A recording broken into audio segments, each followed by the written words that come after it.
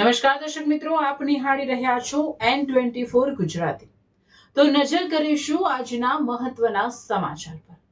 Surat એસઓજીનો drugs racket પર મોટો પ્રહાર, 21.4 કિલો ગાંજો જપ્ત। સુરત શહેર પોલીસના no drugs in Surat city અભિયાન હેઠળ સ્પેશિયલ ઓપરેશન ગ્રુપને વધુ એક મોટી સફળતા મળી છે। પોલીસે ઓડિશાથી ટ્રેન મારફતે સુરત લવાઈ રહેલો અંદાજે 21.4 કિલો ગાંજો, જેની કિંમત આશરે 10.71 લાખ થાય છે, તે જપ્ત કર્યો છે। બાતમીના આધારે એસઓજીએ કાર્યવાહી હાથ ધરી હતી। આરોપીઓ મુસાફરોનો સ્વાંગ રમી ટ્રાવેલિંગ બેગમાં ગાંજો છુપાવી સુરત લાવવાનો પ્રયાસ કરી રહ્યા હતા। જોકે પોલીસે તેમની ચાલ નિષ્ફળ બનાવી ત્રણેયને ઝડપી પાડ્યા હતા।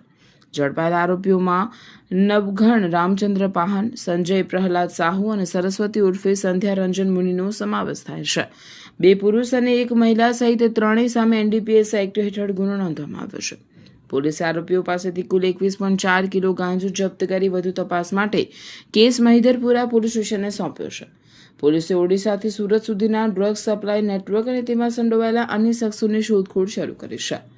રિપોર્ટર नैतिक रेशमवाड़ा, सूरत। ड्रग्स इन सूरत सिटी अंतर्गत एसओजी ने यस्टरडे एक बड़ी रेड की है। भुवनेश्वर से आती ट्रेन में से टोटल 21 किलो 40 ग्राम गांजा, जिसकी कीमत है 10,71,000। इसको पकड़ लिया है। 3 आरोपियों जो उड़ीसा के, उनको भी पकड़ लिया है। ये लोग की एमओ ये थी कि ये लोग मुसाफिर के स्वांग में आते थे और ट्रैवलिंग बैग में गांजा लेके आते थे। एसओजी को इन्फॉर्मेशन थी, एसओजी ने रेड की, उनको पकड़ा और महिदरपुरा पुलिस स्टेशन में एनडीपीएस का गुना दाखिल किया।